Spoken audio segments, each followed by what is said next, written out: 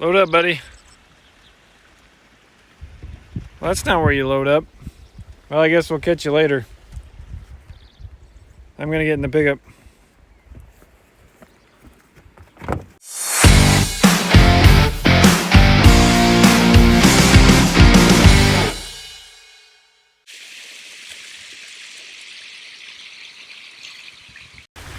See how she's doing.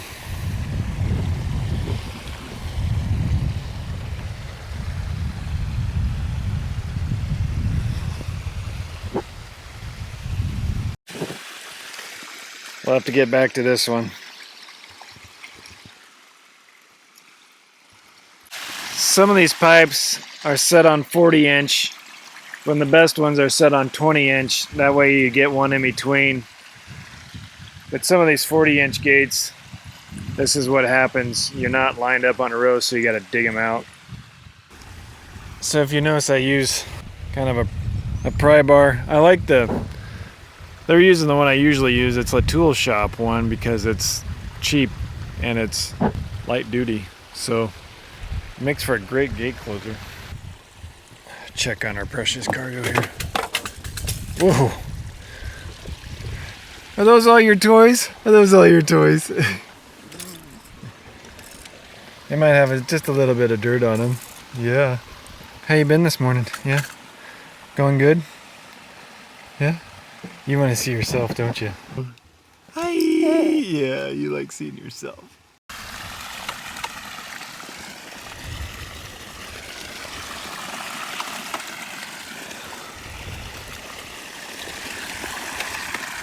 Probably coon turds. Looks like he's been eating something. I'll start shutting off a few more. You kind of open and shut your gates according to however long a set you want. These rows got to run all the way to the end. You can kind of see that, how we're doing that here since the beans aren't super tall yet. It's nice to be able to irrigate, but the setback to gravity, there's really no control. The only thing you can kind of control is the flow. But even then, if it's hard between the row, you can't really control that, or if it's soft. It's just things. This row could be softer than this row because there's tire tracks down it. Stuff like that you kind of got to consider. But typically, your gravity fields are nicer fields because they have to be level, and usually your level fields are your best dirt. So.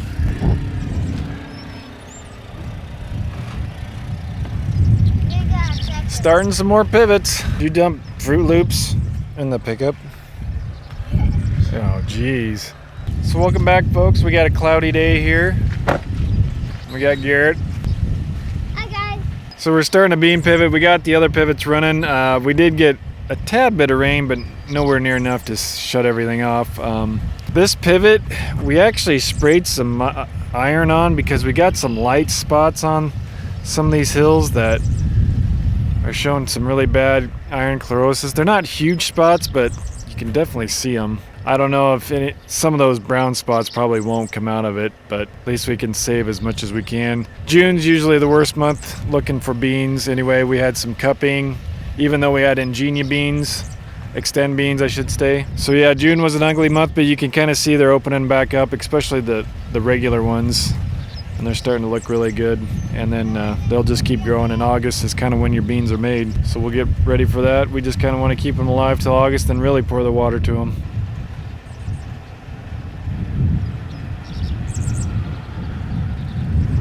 Should be pressuring up soon.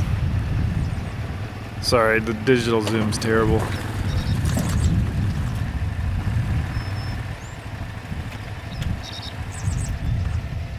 There she fires. So we got a little rain last night. The unfortunate thing is it came with a lot of wind. I don't know how much rain it got. It's kind of spotty, and it probably didn't all hit in the gauge very well, but right now we're kind of assessing some damage. Sorry I don't have my better mic on my camera here, but bear with me, it's a little breezy. What I'm checking now is you can kind of see a lot of corn's kind of leaning, and that's kind of what you got to decipher, is which ones actually snap off and which ones actually are broke off or blew over. I mean, it looks bad, but you get a lot of corn that's just leaning, and you know, after 48 hours, a lot of that will stand straight back up because The corn's at its most vulnerable, or it's pretty close to its most vulnerable state right now. This is the time it's the most flimsy and susceptible to being broke off. After you tassel, it tends to firm up and get a little better. It just tends to get your brace roots down better, and the stock tends to harden off and get a little stiffer. I mean, for the most part, you get a few of, this doesn't help a lot. You get kind of these leaves tore up a little bit more, which it doesn't look bad. This will stand up pretty good and be pretty good corn still. It's just it can open you up a little bit more to disease, and doesn't help anything is what it does. Just doesn't help. Probably takes a little bit out of her. How much? God only knows. So I'll head back. Family's still waiting on me.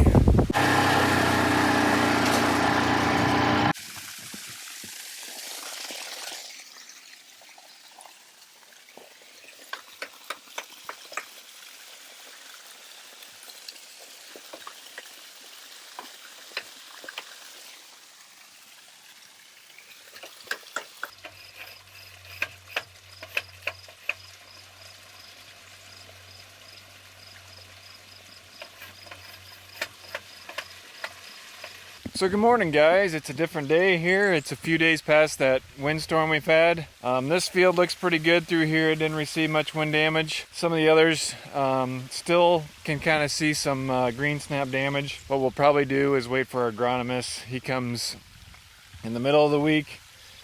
We'll kind of wait to see what he says, kind of get some counts and stuff while he's out there on percentage of the snaps off. They'll probably count so many and just see which ones snapped, which ones did it, and then we'll kind of report that to our crop insurance and tell them kind of which ones are the bad ones, and whichever ones received any damage they still inspect, and then they'll have their own adjusters go out there and check those out and then get their counts. And then you go from there. So that's kind of what will happen with any of the ones that got storm damage from that wind. Oh, it came through Friday night. We got some rain here. The only thing is this gravity field covers 100 acres, which is pretty good size considering the size of the well and everything. So I don't want to get behind. We're already kind of a little bit behind on it. I'm right by a highway, so I get honked by everybody that goes by. But anyway, I'm setting the corn side. We don't want to get behind. This one's kind of split almost 50-50 corn beans, and it crosses the creek here. But what I have is a surge valve on it, because we're kind of having a tough time with them going through on the bean side.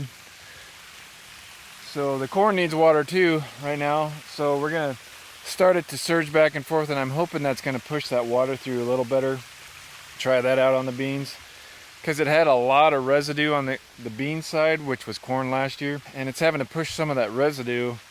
And maybe if I start surging it, we'll see if that works better going through. Sometimes it works better, sometimes it don't, so you just kind of play that by ear. But I reset this on the corn side, so what I'm going to do now is go back over the bean side. My wife's waiting for me over there, and we're going to keep setting it on the bean side, and then it's going to cycle back and forth over 24 hours, and it tends to push the water through in about the same amount of time. And we'll see how it goes from there.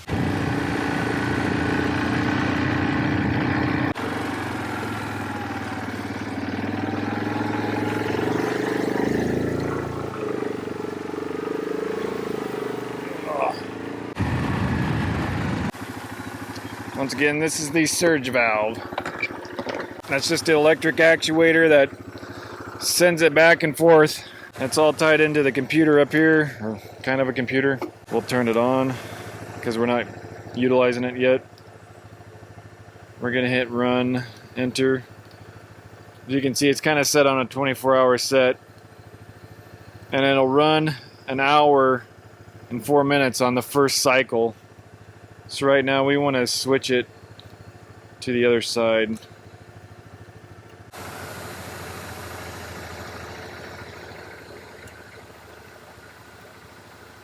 You can see it slowly moves it over. It doesn't do it all in one motion. It kind of lets it work so it doesn't throw it. So if you had a lot of water pressure here, it's not going to send it quick and cause commotion. It'll do it nice and gradually. Check the dripper while we're waiting. So you can see it kind of counts down and then it sends it over.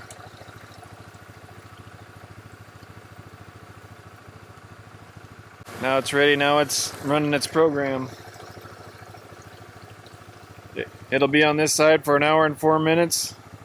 Then send it back over there for 1 hour and 4 minutes. And then it gets longer. It'll do, I believe I have it set for 6 or 7 cycles. And so it'll progressively get longer, so as it gets further through the field, it gives it more time to get further through the field, if that makes sense.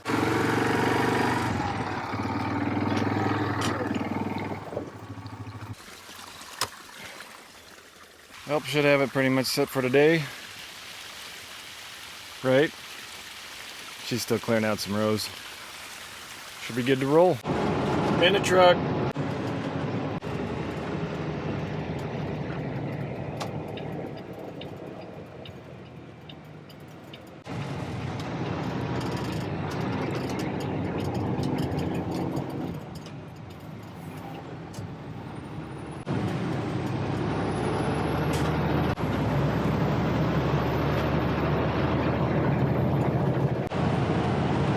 So what are we doing? I never know what I'm doing. But we upgraded trailers, and the place we're getting them at is Grand Island. So we're heading to Grand Island to pick up our different trailers.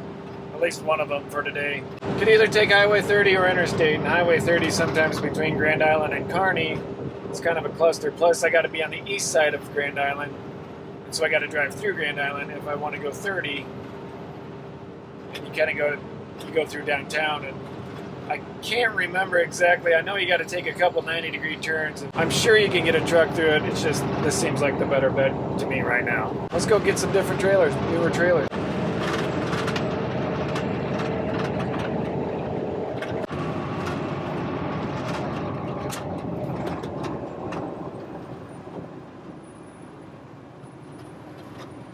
That may or may not be it. Kind of looks like what we ordered. I don't know where to park.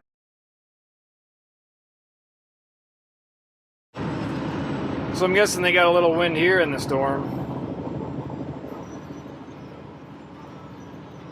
And I just snapped them babies like toothpicks.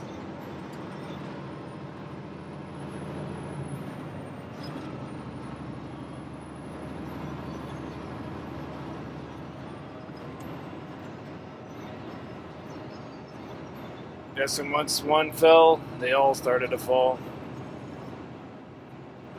Those are some big poles.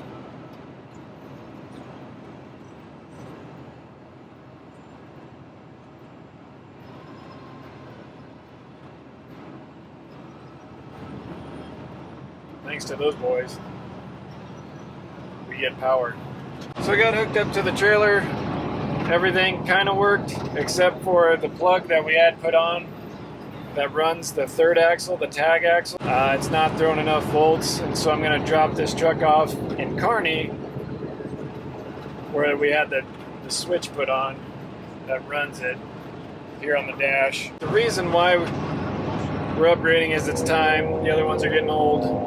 And we're upgrading to ones with triple axles. The main reason why is you can haul more weight. We were kind of doing the math on how many bushels per load we can do, and we just kind of thought it made sense for us to get the tag axles on this turn of getting new trailers. So we plan on just getting the 2 for now. And that may be all the triple axles we get, just because we mainly haul with 2 trailers in the off season, and in the in season we usually just haul with 4. So hopefully this will kind of be an added boost for the off season. We can haul a little bit more weight, get a little bit more done with less help.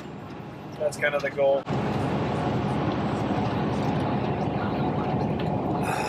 Iced tea. More John Deeres. Ooh. What's that yellow thing? Looks like some kind of piece of construction equipment. Wonder what it is.